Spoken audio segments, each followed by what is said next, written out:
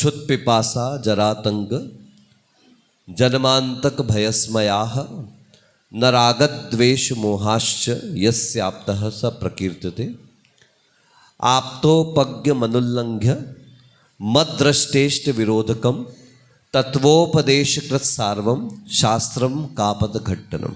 और तीसरा काव्य विषयाशा वशातीतो निरारंभो परिग्रह ज्ञान ध्यान तपो रक्तस तपस्वी सा प्रशस्यते।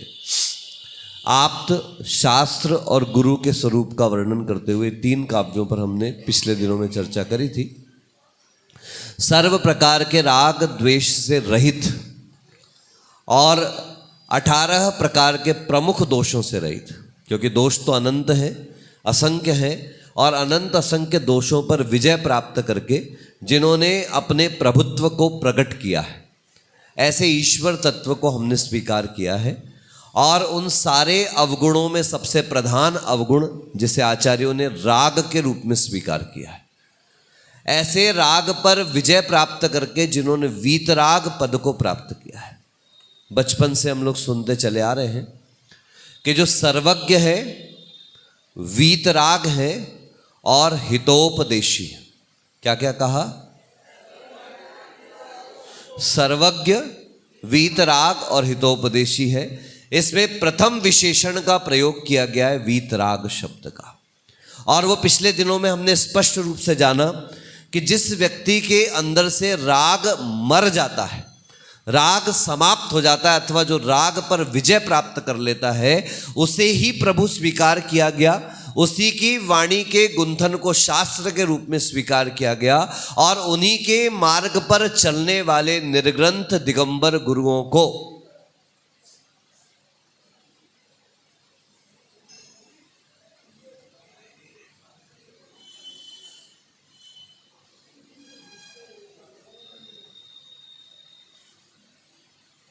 कोई बात नहीं, कुछ प्रवृत्तियां प्रभु भी आके नहीं बदल सकते, इतना हमें विश्वास हो गया।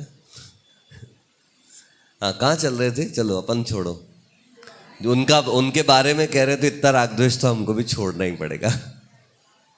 बस दुख इस बात का होता है कि ऐसी परिस्थितियों से कई बार चलता हुआ जो सुंदर सा विषय रहता है, मंगलाचरण से बड़ी अच्छी मानसिकता तैयार की जाती है और मंगलाचरण के साथ आवागमन यहाँ पर बंद हो जाना चाहिए।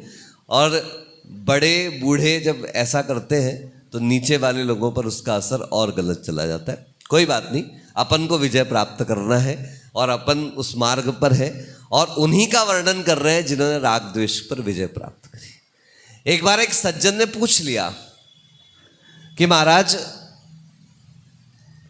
आखिर ऐसा क्या अंदर आ चुका है कि आप लोग इन सब बातों पर बहुत सरलता और सहजता से विजय प्राप्त कर लेते हैं? तो हमने उनसे कहा, एक काम करो, एक नारियल में तुम्हारे हाथ में देता हूं, इसको फोड़ दो, लेकिन फोड़ते समय एक शर्त है कि अंदर के हिस्से को कोई चोट नहीं पहुंचनी चाहिए। उसने नारियल को फोड़ा और जैसे ही फोड़ा तो फटाक आवाज हुई और अंदर का हिस्सा भी 2 टुकड़ों में विभाजित हो गया। एक दूसरा नारियल दिया, तीसरा नारियल दिया, ऐसे 300 नारियल उस व्यक्ति ने फोड़ डाले। और नारियल के फूटते फूटते फूटते जब भी ऊपर के शेल को तोड़ा जाता था तो अंदर का हिस्सा भी टूट जाता था। मेरे पीछे एक नारियल और रखा हुआ था, हमने कहा एक काम करो, अब ये वाला नारियल जरा सा फोड़ दो। उसने बड़े संभाल कर जब उस नारियल को फोड़ा तो बाहर का हिस्सा तो टूटकर अलग हो गया और अंदर का हिस्सा पूरा गोला का गोला बाहर आ गया, जो आप लोग चढ़ाते हो यहाँ पर। हमने पूछा कुछ अंतर समझ में आया? बोले बड़ा सामान्य सा अंतर महाराज, जो पहले वाला नारियल था वो गीला नारियल है और जो दूसरा नारियल आपने बाद में दिया है इतनी देर बाद, वो सूखा नारियल है। तो मैंने कहा दोनों में अंतर क्या हो गया? बोले बड़ी आसान सी बात है महाराज कि गीले नारियल में ऊपर की चमड़ी और अंदर की दमड़ी दोनों क्या रहती है, एक मेक होकर के रहती है। और जब वो नारियल सूख जाता है तो बाहर के हिस्से से अंदर का हिस्सा क्या हो जाता है, पृथक हो जाता है। मैंने कहा ज्ञानी बस इतना ही अंतर, एक रागी और एक वैरागी के बीच का अंतर। रागी गीले नारियल के समान होता है, जब जब तन में वेदना होती है, जब जब बाहर तकलीफ आती है, जब जब शरीर को दिक्कतें आती हैं, उसको लगता है जैसे उसकी चेतना विकृत होती चली जा रही है, शरीर के वेदना में, आत्मा में वेदना उत्पन्न मानने लगता है। जबकि वैरागी और ज्ञानी सदैव प्रयास करता है, पुरुषार्थ करता है और इस चिंतन में लगा रहता है कि ये शरीर की वेदना अगर मैं महसूस करता हूं तो मुझे अंदर तक प्रभावित कर सकती है, और अगर मैं अपनी साधना को दृढ़ बनाऊं तो बाहर का बाहर रह जाएगा, अंदर का तोड़ने वाला नहीं। याद रखें, सबकी जिंदगी में परेशानियां आती हैं, सबकी जिंदगी में तकलीफें आती हैं, लेकिन चिंतक कहते हैं problems are just the part of your life. ये परेशानियां जीवन का एक हिस्सा मात्र है। अभी आपको थोड़ी देर घुटने में दर्द हो रहा है, आप ऊपर बैठ जाओगे वो सामान्य हो जाएगा। आप घर पहुंच जाओगे, बिस्तर पर पैर फैलाकर बैठ जाओगे, वो और सामान्य हो जाएगा। आप दिन भर का विश्राम कर लेंगे, वो और सामान्य हो जाएगा। कल आकर के फिर नीचे बैठेंगे, फिर तकलीफ देगा आपको, फिर परेशानी हो जाएगी। लेकिन याद रखें, वो परेशानी, वो problem, this is just the part of your life, but facing them with a faith and smile is the art of life. एक ही शब्द को, एक ही अक्षर को हटा देना है, वो पार्ट से आर्ट बन जाता है कि जीवन में परेशानियों का आना, it is the part of life, but उस परेशानियों को मुस्कुराहट के साथ, सहजता के साथ सहन करते चले जाना, ओवरकम करते चले जाना, that is the art of your life. और दुनिया के सारे चिंतक विचारक आपको आर्ट ऑफ लिविंग सिखा रहे हैं। क्या सिखा रहे हैं बोलो?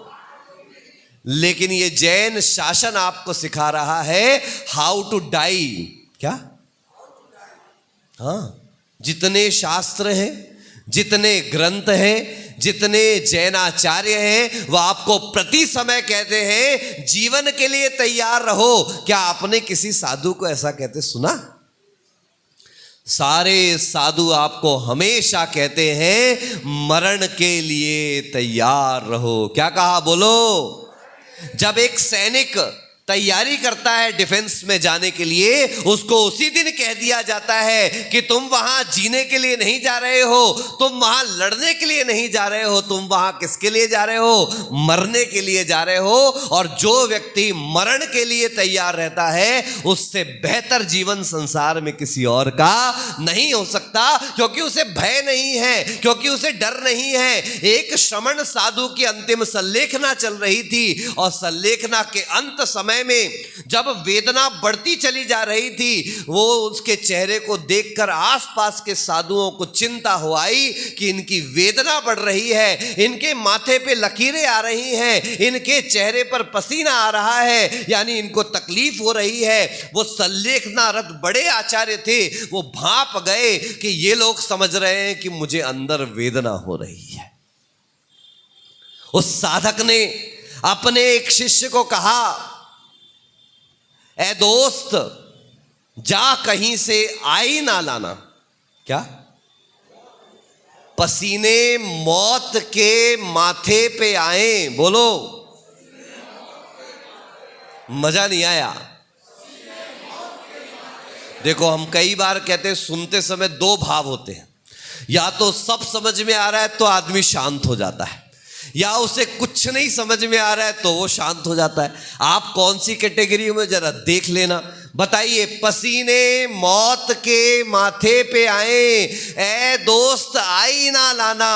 हम अपनी जिंदगी की आखिरी तस्वीर देखेंगे। उसने संदेश दे दिया कि आईना लाके मैं देखना चाहता हूं कहां लकीरें हैं, कहां पसीना है। तुम गलतफहमी में मत रहना, ये पसीना मेरे चेहरे पर नहीं आ रहा है, ये पसीना तो मौत के माथे पे आ रहा है। मेरी आत्मा को कभी पसीना आने वाला, क्योंकि वो नारियल है मेरे अंदर का वो भाव कि जिस नारियल ने स्वीकार कर लिया है देह जुदा, जीव जुदा, पुद्गल जुदा, यही तत्व का सार। जीवोन्यः पुद्गलश्चान्यः इत्यसौ तत्व संग्रह यदन्यदुच्यते किंचित सोस्तु तस्यैव विस्तरः। मैं पूरी 148 गाथाएं, 150 गाथाएं श्रावकाचार्य की पढ़ जाऊं, पूरा इष्टोपदेश सुना दूं। पूज्यपाद महाराज सब सुनाने के बाद अंत में कहते हैं, सुन लिया? बोलो ना हाँ कि ना, बताओ। हाँ, सुन तो लिया। इतना सुनाने के बाद पूज्यपाद महाराज कहते, क्या सुना? वो बड़ा सुनाता रहता है, योग्य उपादान के होने पर, ये योग्य होने पर अचेतन अलग है, चेतन अलग है, आदि आदि एक एक गाथा का सार सुनाता है। तब पूज्यपाद महाराज कहते, अरे भैया, इतना सब सुनाने नहीं कहा, सार सुनाना था। और सार क्या था? जीव जुदा पुद्गल जुदा, यही तत्व का सार। और बाकी जो सब कह दिया सो ताको विस्तार। अंत समय में ये याद नहीं आने वाला, इदमम ईदृशम एव, ये याद नहीं आएगा विषयाशा वशाती, तो ये याद नहीं आएगा सिद्धो वर्ण समामनायः, ये याद नहीं आएगा कि सातवें गुणस्थान का सातिशय अप्रमत्त गुणस्थान ऐसा होता है, अपूर्व करण में ये होता है, उपशामक को ऐसा होता है, संयोग केवली को ऐसा होता। अंत में तो यही याद आएगा, माथे पर पसीने आ रहे हैं। क्या आ रहे हैं? बोलो। खूब कर लो पूजा, खूब कर लो धर्म ध्यान, खूब स्वाध्याय कर लेना और बड़े बड़े कर्मकांड जीवकांड पढ़ लेना, लेकिन अंत के समय में एक ही बात याद आएगी कि अगर नारियल के अंदर और बाहर के हिस्से में भेद नहीं आया है तो समझ लेना कि जीवन के अंत में सब कुछ व्यर्थ चला जाएगा। और ना ज्यादा पढ़ते हुए महाराज जी कई बार बताते हैं, आचार्य विपुल सागर जी महाराज 6वीं क्लास तक पढ़े थे। क्या लो, कौन सी कक्षा पढ़े थे? जल्दी बोलो, कौन सी कक्षा? फिर से बोलो, कौन सी कक्षा? फिर से बोलो। आचार्य श्री विद्यासागर जी महाराज हमेशा कहते थे, हमने दूसरी कक्षा में पढ़ा है। क्या पढ़ा है? बोलो। वो कभी नहीं कहते थे हमने इस कक्षा में पढ़ा है। जब भी वो अपने जीवन का अनुभव सुनाते थे, जब भी शास्त्र का कोई अर्थ करते थे, तो सदैव कहते थे हमने दूसरी कक्षा में पढ़ा है। इस कक्षा में पढ़ने वाले नीचे बैठे रह जाते हैं और दूसरी कक्षा में पढ़ने वाले ऊपर आकर सबके पूज्य बन जाते हैं। उन्हें शब्द ज्ञान की आवश्यकता नहीं होती, उन्हें शब्द पढ़ने की आवश्यकता नहीं होती, वो शब्द के पीछे छुपे हुए अर्थों को पढ़ना सीख जाते हैं।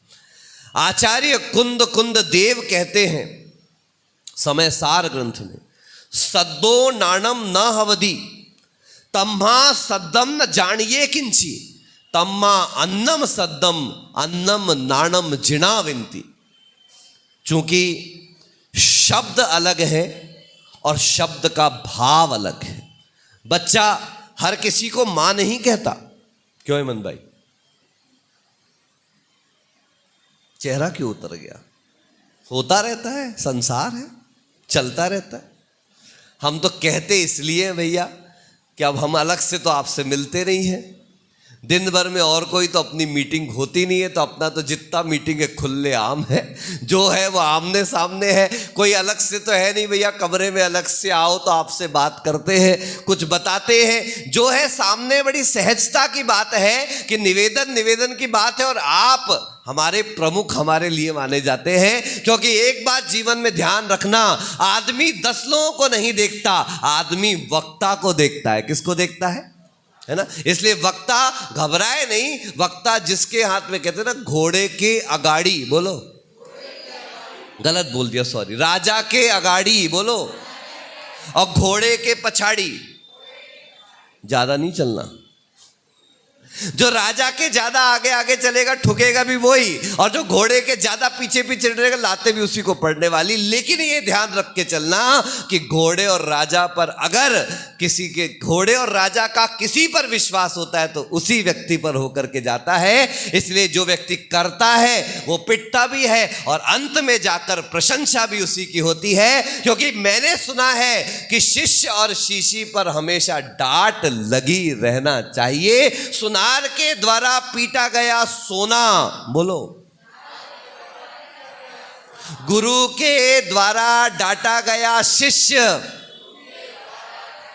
और पिता के साथ पिता के द्वारा कड़ी की गई संतान ये अंत में जाकर निखर जाते हैं, बिखरते नहीं हैं। जिसे पिता कंट्रोल करना नहीं जानता, जिसे गुरु कंट्रोल नहीं करते, और अगर सुनार के कंट्रोल में वो सोना नहीं रहता तो अपने जीवन में वो कभी आभूषण नहीं बन पाते।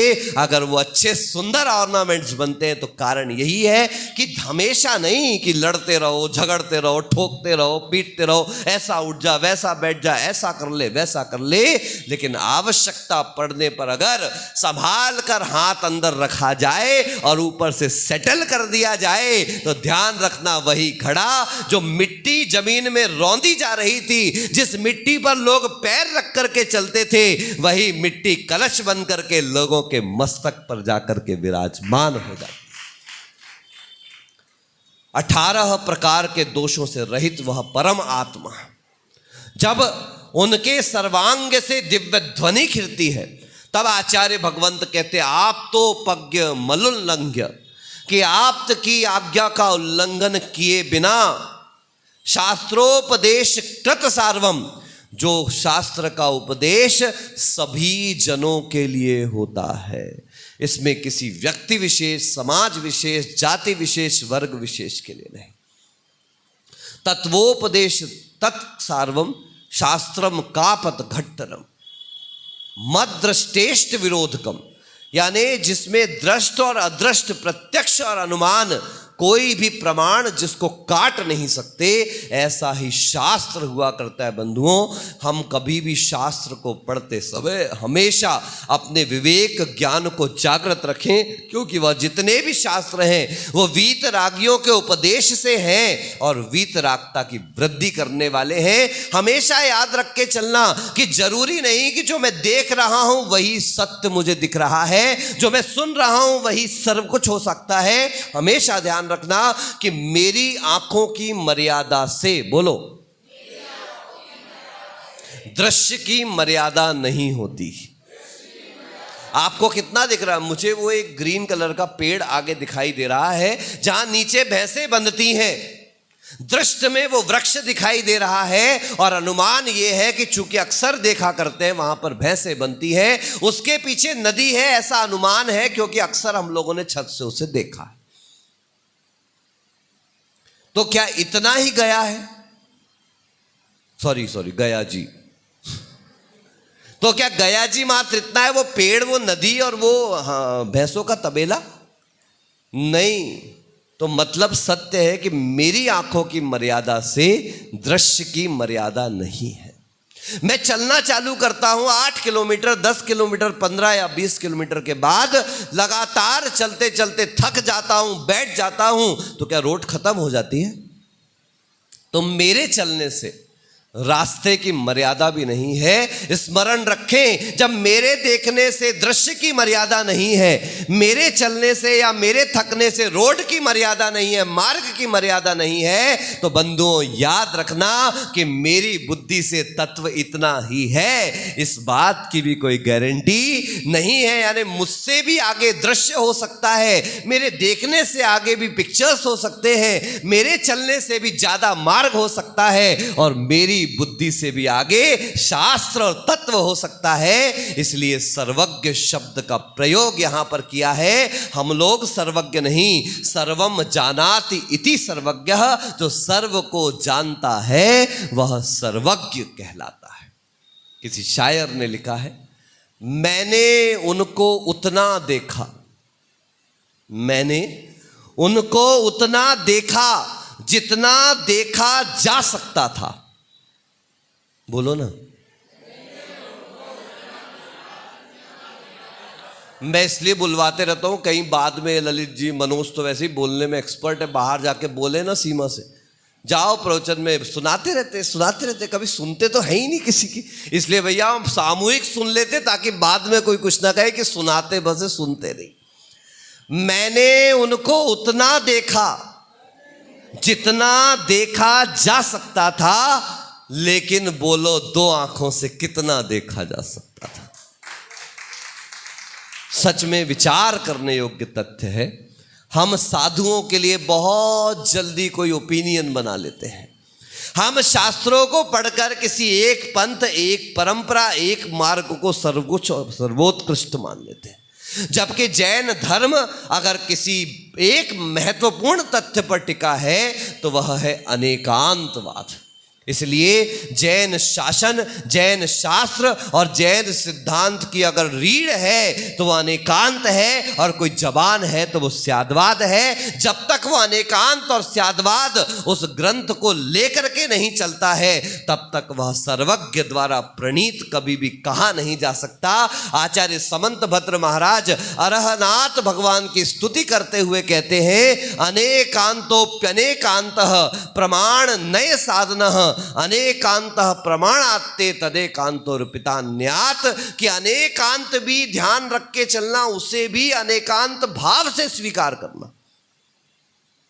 क्यों स्वीकार करना? कहीं तुमने अनेकांत को भी एकांत से स्वीकार कर लिया तो आप समझदार बनते हुए भी मझदार में फंस जाओगे। इसलिए आचार्य कह रहे अनेकांत स्यादवाद को भी याद रख के चलना, कि पुनः पुनः कहता हूं, मेरी दृष्टि की मर्यादा से तत्व की मर्यादा कभी नहीं हो सकती, मेरी बुद्धि की मर्यादा से तत्व कभी मर्यादित नहीं हो सकता। यह अनंत गुणों से पिंड बनी हुई यह आत्मा किसी एक गुण से कहीं नहीं जा सकती। फिर भी हम लोग पुरुषार्थ करते हैं, प्रयास करते हैं कि किसी दूसरे गुण का विरोध किए बिना हम आत्मा के किसी एक गुण का वर्णन कर सके, हम वस्तु तत्व के किसी एक पक्ष का वर्णन कर सके। लेकिन हम सबके वर्णन करते हुए भी ये ध्यान रख के चलना कि हम जिस पक्ष का वर्णन कर रहे हैं वो हमारे लिए मुख्यता से स्वीकार्य है, लेकिन गौण रूप से, सेकेंडरी रूप से तत्व के अन्य भी कई रूप हो सकते हैं, गुण हो सकते हैं। यही कारण है कि अनेक मत मतांतर होते हुए भी जैनों का यह शासन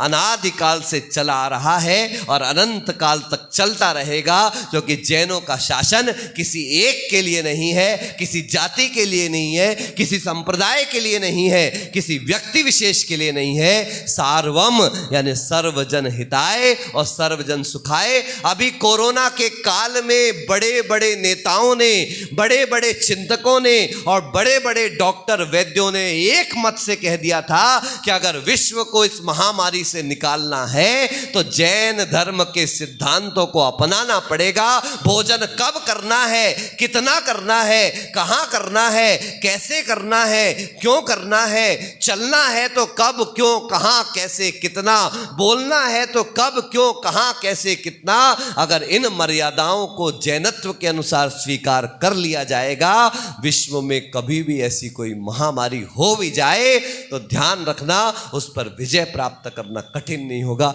बाकी हमारे लिए तो सबसे बड़ी महामारी राग द्वेष है, उस पर विजय प्राप्त करें। और राग द्वेष पर विजय प्राप्त करने वाले, राग द्वेष रूपी महामारी पर विजय प्राप्त करने वाले संत परमात्मा जहां विराजमान हो जाते हैं। परसों आचार्य श्री बता रहे थे कि मथुरा में 2 बार महामारी हुई और जब जब मुनियों का सानिध्य मिला तब तब वहां पर क्या हुआ, वो सारी महामारियां सिर्फ संतों के चरण सानिध्य से दूर हो गई। ऐसी संत परंपरा विषय आशा से अतीत, ज्ञान ध्यान में हमेशा लगी हुई और आरंभ परिग्रह से उठी हुई ऐसी तपस्वियों की प्रणाली और परंपरा हमें तब तक प्राप्त हो जब तक हमें निर्वाण संपदा की प्राप्ति न हो। इन्हीं भावनाओं के साथ बोलिए पूज्य आचार्य प्रवर श्री भद्रबाहु सागर जी महाराज।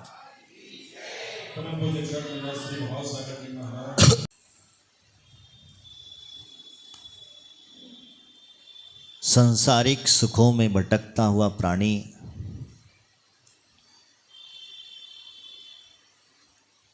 अपने अंतस से छुपा हुआ वो जो सुख है उसे भूल जाता है।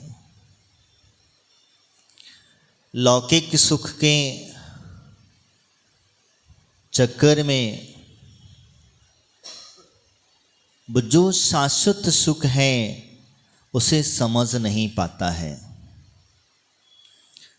लौकिक सुख के बारे में आचार्य भगवंत कहते हैं,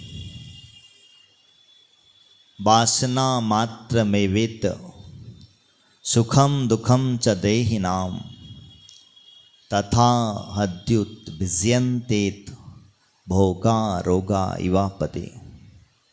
वो कह रहे हैं जिन वासनाओं के लिए आप संसार में परिभ्रमण कर रहे हैं, संसारी द्रव्यों को इकट्ठा कर रहे हैं, वो वासनाएं मात्र शरीर को कष्ट ही देती हैं, इससे ज़्यादा कुछ नहीं है। हम सोचते हैं कि हमें बहुत सुख मिला। क्या सुख मिला? एक व्यक्ति ने विचार किया कि रोज रोज मंदिर जाता हूँ, रोज भगवान की पूजा करता हूँ, तो क्यों ना आज बगल में कोलवा पहाड़ है, बगल में राजगिरी है, पावापुरी है, कुंडलपुर है और ज़्यादा कुछ है तो शिखर जी है। ध्यान से सुनना।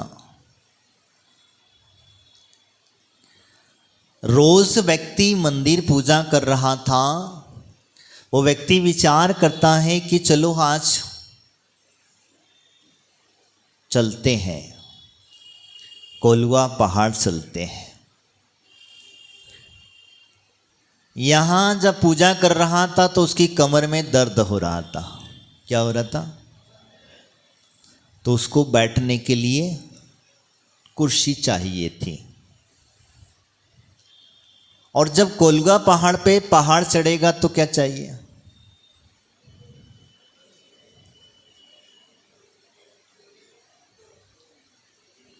नहीं, यहां वो अकेला बैठा हुआ था, इसीलिए उसे कुर्सी लग रही थी। किस लिए? इसीलिए तो आप वैराग्य भारी पूजाएं करते हो, राग है ही नहीं है। रस जिसको कहते हैं, पूजा के अंदर में जो रस होना चाहिए वो रस ही नहीं है। वैराग्य भरी पूजा तो अकेले हो। क्या हुआ? आपके शब्दों में सूख गए हैं। बात को समझना, मेरी बात को। आपके शब्द जो हैं सूख गए हैं, आपके भाव पूर्णता से सूख गए हैं। अगर थोड़े से गीला पानी डाल लोगे तो बहुत अच्छा होगा। थोड़ा सा रस डाल लोगे तो बहुत अच्छा होगा। और रस डालने का कार्य साधु ही करता है, क्योंकि तुम्हारे अंदर की भावनाएं सब सूख गई हैं। इसलिए आप अकेले हो। कैसे हो? आप अकेले हैं और अकेले रह करके यहां अकेले बैठ करके पूजा कर रहे हैं। अगर रस होता तो सामूहिक रूप से करते। अगर रस होता, रस भरी पूजाएं करते, आनंद भरी पूजाएं करते। आपने आज जुगल किशोर वाली पूजा करी, कितनी? कौन की पूजा करी?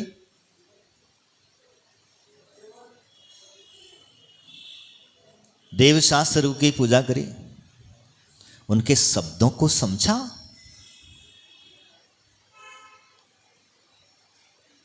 उनके भावों को समझा। जिन्होंने मेरी भावना लिखी, कौन सी भावना? आप डेली पढ़ते हो।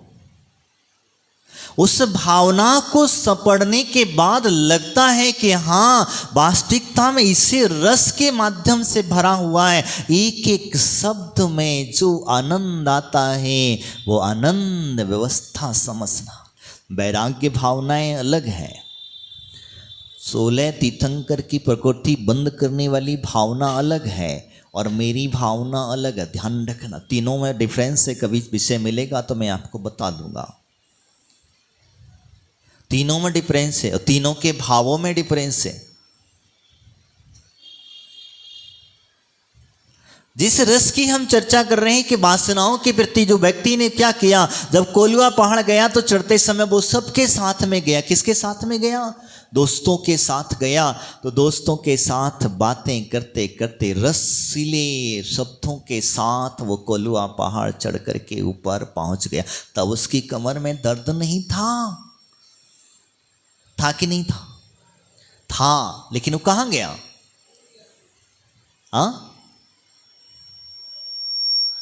वो अपने दोस्तों के साथ गया था, इसीलिए वो भूल गया कि मेरी कमर में भी दर्द है। वहां न उसे कुर्सी मिली बैठने के लिए, पिकनिक मनाने गया था। वहां कौन सी कुर्सी मिलेगी बताओ? ऊपर पहाड़ी पे मैं तो गया नहीं, मुझे नहीं पता है कुर्सियां उर्सियां हैं क्या वहां? हेमंत जी, और लेकिन बड़ा आनंद से गया और जा करके बढ़िया मस्त पिकनिक मनाया, घूमा फिरा, इधर फोटो निकाला उधर फोटो निकाला, खुद की फोटो निकालता रहा, लेकिन स्वयं का पता ही नहीं कैसे फोटो निकाले। इधर देखा उधर देखा, इन पत्थरों को देखा, उस जंगल को देखा, सब कुछ देखा। देख करके वापस रिटर्न लौट करके आया और आकर के उसने कहा, महाराज बहुत कमर दुख रही है। क्या हुआ? आकर के क्या कहा? कमर दुख रही है। मैंने कहा अच्छा, तो जब पहाड़ पे गए थे तब कमर कहाँ थी? बोले महाराज पता ही नहीं चला, पता ही नहीं चला। यही कारण होता है कि हम संसारी जीव जो हैं मात्र इंद्रियों के सुखों में फंसे हुए हैं। किसके सुखों में फंसे? और वो भी कहां हमें इंद्रियां याद आती हैं? मंदिर में, महाराज के पास, जिनवाणी को श्रवण करने में, हमें वहां पर इंद्रियां याद आती हैं। बाकी की जगह पे इंद्रियां याद आती क्या?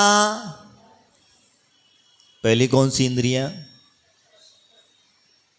कौन सी? स्पर्शन इंद्रिय। क्या कहती है?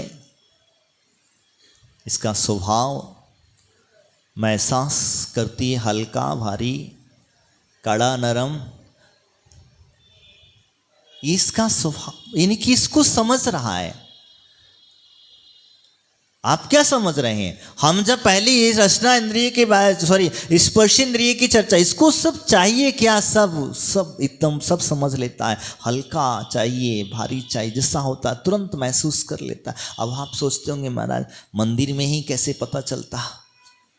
मंदिर में जमीन पे बैठना है तो कड़क नजर आएगा।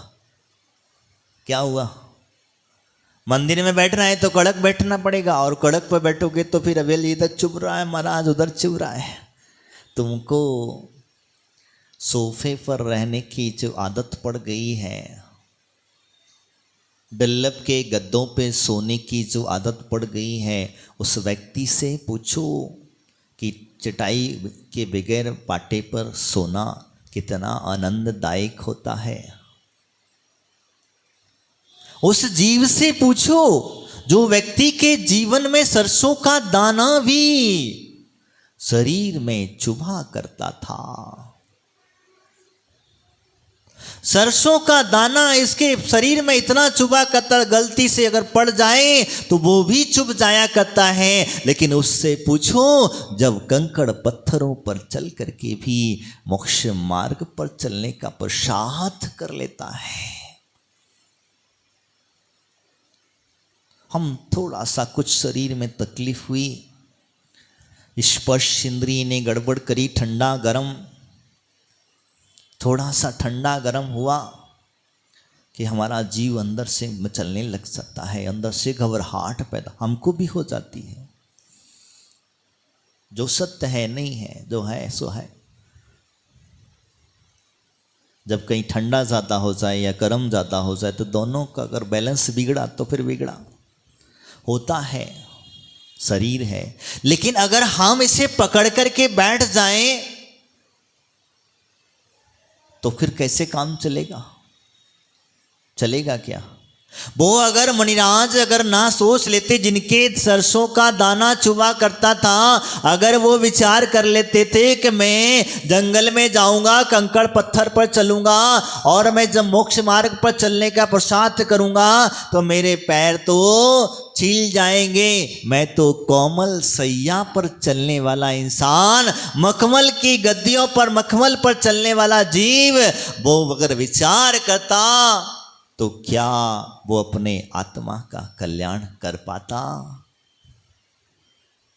सोचो जरा, विचार करो, क्या वो जीव अपना कल्याण कर पाता? नहीं कर पाता। इसीलिए मैंने बार बार कहता हूं, कुछ आसन मंदिर में कम करो। तुम घर में बैठो, खूब बैठो, पुरुषार्थ, मैं नहीं कहता कि एकदम बैठ जाना, धीरे धीरे कोशिश करना, और करना चाहिए। अगर आज तुमने अपने शरीर को ढाल लिया तो कल पुनश्च जब आपको मनुष्य पर्याय मिलेगी तो फिर आप व्रतों को लेने से घबराएंगे नहीं तो फिर वही है। अभी घबरा रहे हो, आप उच्चासन से बैठे हो, और जब आप उच्चासन से बैठेंगे अभिनय होगा। किसका अभिनय होगा? हमारे आचार्य ने स्पष्ट कहा है, देव शास्त्र गुरु के समक्ष हमेशा नीचे ही बैठना। कैसे बैठना? आशा जी कहेंगे महाराज आज तो हमारे पीछे ही पड़े हैं, 3-4 दिन से पीछे पड़े रहते हैं। हमने हमेशा नीचे बैठना क्यों बैठने के लिए कहा गया है? क्योंकि जब हम इनसे नीचे बैठ करके इनकी वाणी का श्रवण करेंगे तो हमारे अंदर गीलापन आएगा। क्या गीलापन आएगा? पहाड़ से बहता हुआ पानी नीचे की ओर आता है कि ऊपर की ओर आता है? इसी वजह से आप देखना, भगवान का जब समोषण लगता है तो समोषण के अंदर में भगवान उस गंध कुटी पर जाकर के बैठ जाते हैं। आपसे कितना ऊंचा जाके बैठते हैं पता है आपको? और आपकी तब आप नीचे, और जब उनकी वाणी बहती है हमारे ऊपर तो ऐसा लगता है कि साक्षात अमृत की वर्षा हो रही है, और ऐसी वर्षा हो रही है कि हम पूरे पूरे भीग गए हैं। हमारा जो सूखापन था, हमारी मिट्टी जो सूख चुकी थी, वो जो हमारे भाव सूख चुके थे, वो भाव विभोर हो जाता है और इतना गीला हो जाता है कि कहते हैं कि कोई तो व्रत ले लेता है, कोई श्रावक के व्रत अंगीकार कर लेता है, कोई मुनिराज आदि माताजी बन करके अपने जीवन का कल्याण कर लेता है। ऊंचा बैठने वाला व्यक्ति कभी नहीं प्राप्त कर पाता। आज यही तो है। आप स्कूलों में जाइए, कॉलेजों में जाइए, टीचर नीचे खड़ा है, स्टूडेंट ऊपर बैठा है। ऐसा ही है। मैं तो गया नहीं है, मुझे पता नहीं, इसलिए पूछा है।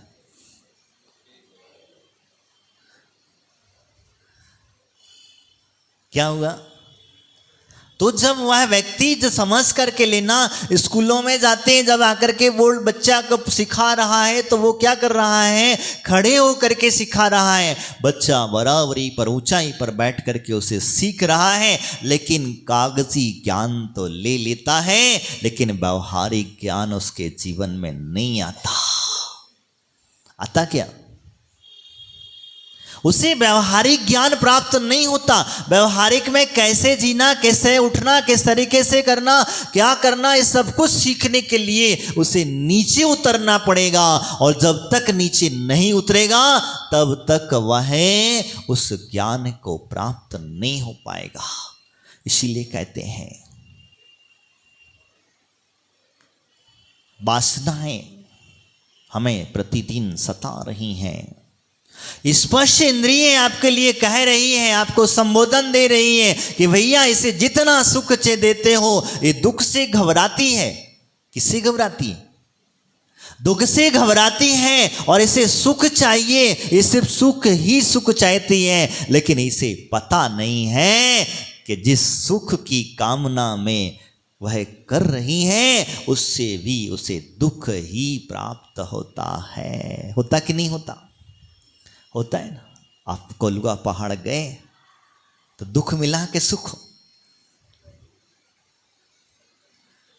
क्या मिला? क्या मिला? सच बताना। सुख मिला कि दुख? सुख मिला। वाह, कौन सा सुख मिला?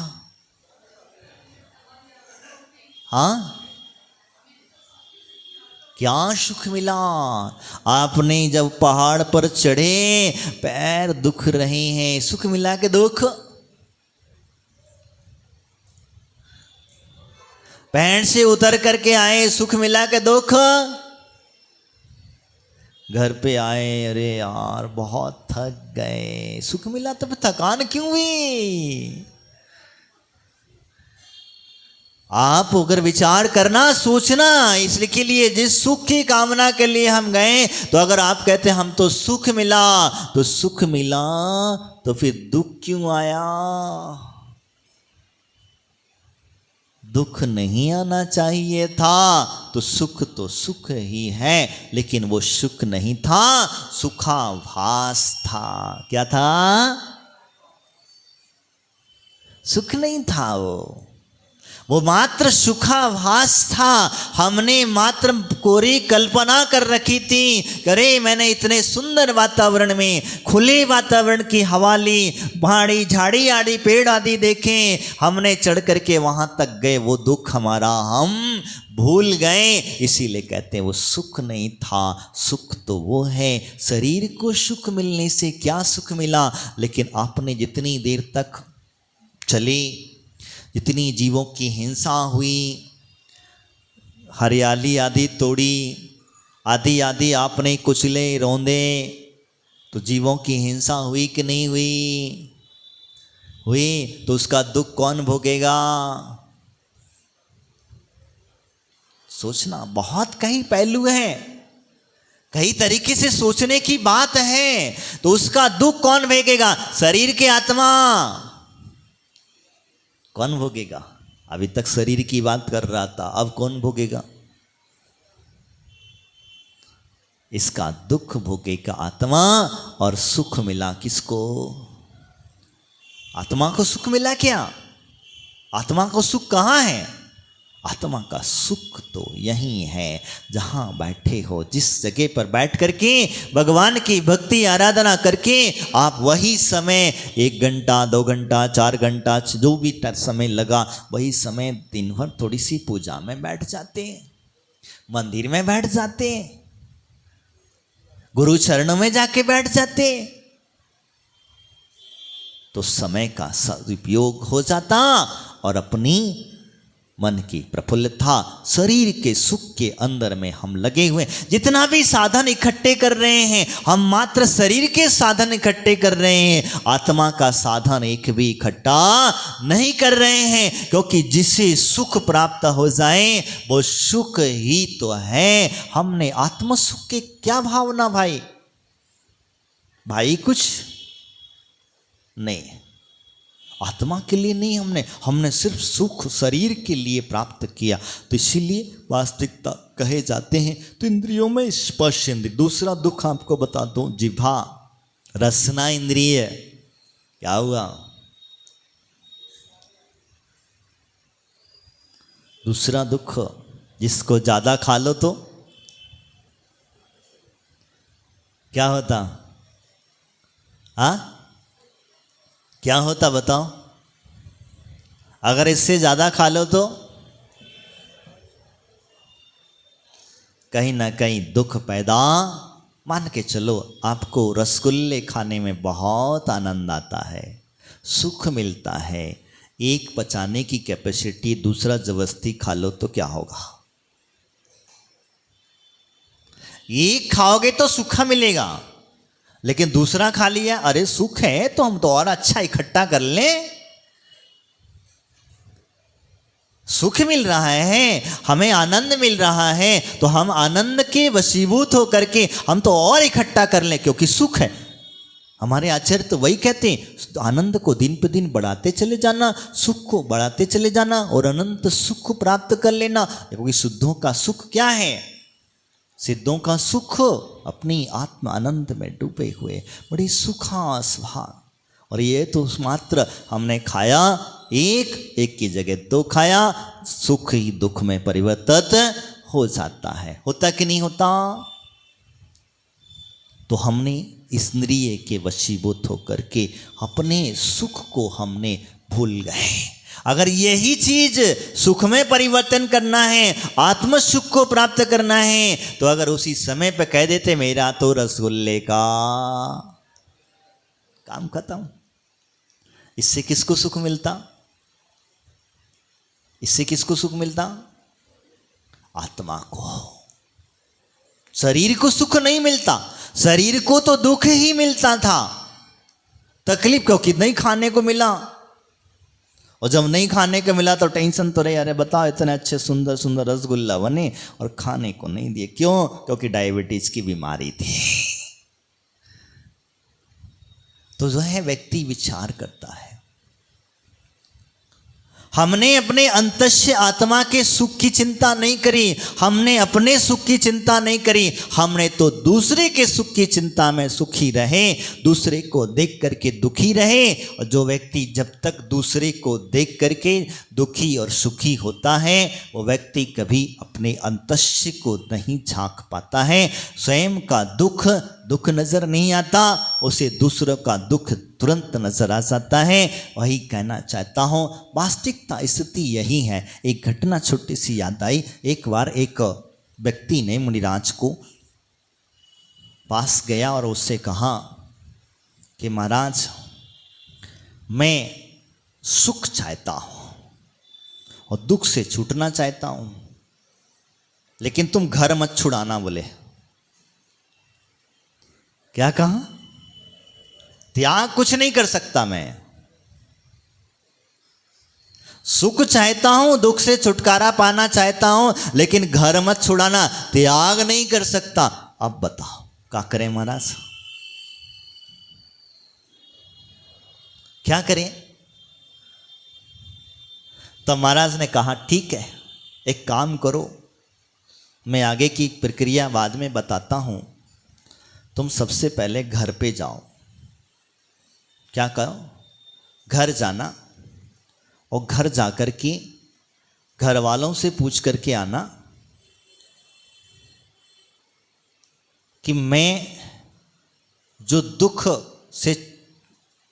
मुझे मिल रहा है, इस दुख को सहभागी बनोगे, मेरा दुख बांटोगे, मेरे दुख में साथ दोगे?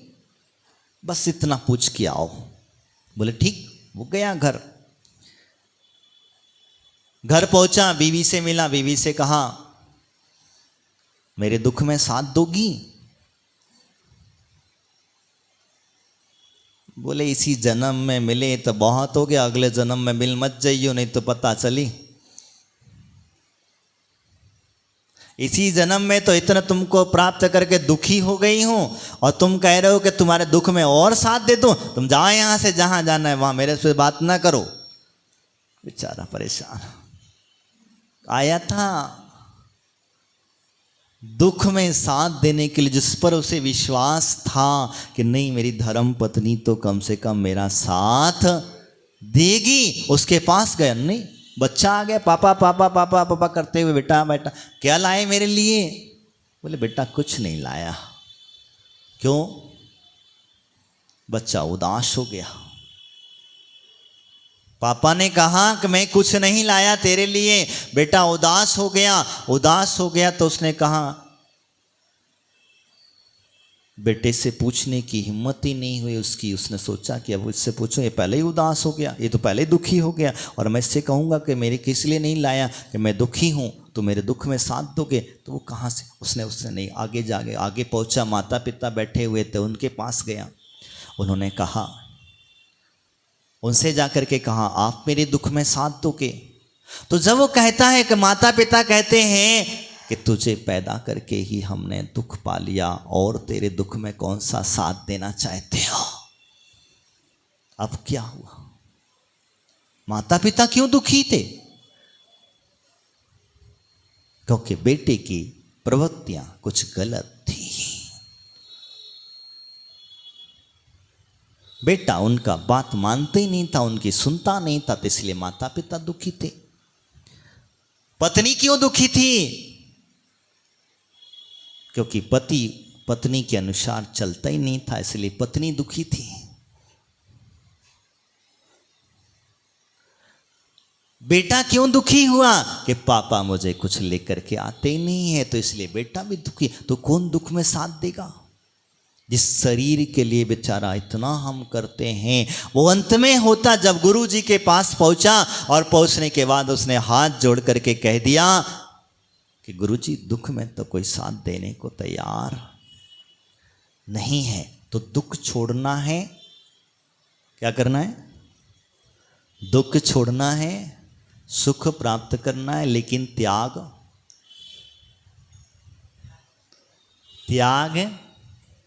करूंगा नहीं। तो अब कैसे होगा संभव? तब गुरुजी कहते हैं कि देख,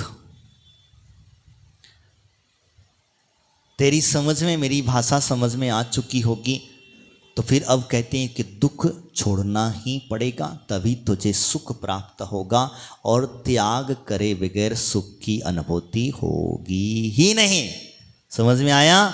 जब तक तुम त्याग नहीं करोगे, किसका त्याग करना है? उसने कहा तुझे शरीर का त्याग नहीं करना है, तुझे तो सिर्फ इतना ही करना है कि जिन इंद्रियों के लिए तू मर रहा था, जिन इंद्रियों को पुष्ट करने के लिए लगा हुआ था, बस इन इंद्रियों को पुष्ट करना बंद कर दे, अपने आप सुख की अनुभूति होने लग जाएगी। आज इस वास्तविकता स्थितियाँ यही हैं। हम मात्र वासनाओं में फंसे हुए रहते हैं और सुख प्राप्त करने की बात करते हैं। जहाँ दुख ही दुख मिलता हो, उससे कभी सुख की अनुभूति नहीं हो सकती। हम सुख ढूंढने चले थे बाहर कहीं दुनिया में, लेकिन पता नहीं था कि सुख का पता तो अपने अंदर ही था। जिस दिन तुझे अपने अंदर रहने की आदत पड़ जाएगी, जिस दिन तुझे अपनी अंतस्थ आत्मा को जानने का समझ में आ जाएगा, उस दिन तुझे वास्तविकता उस अनंत सुख की यात्रा प्रारंभ हो जाएगी। बाह्य सुख में जब तक फंसा है, तब तक तुझे अंतस्थ की यात्रा की अनुभूति रंच मात्र भी नहीं हुई है। इसीलिए जो कुछ भी दिख रहा है, जो कुछ भी हमें मिल रहा है, ये मात्र सुखाभास है, वो अनंत की यात्रा का सुख हमें नहीं मिला। आज इतना ही। बोले महावीर भगवान की, आचार्य गुरुदेव श्री फूल सागर जी महाराज की, द्वादशांग जिनवाणी माता की।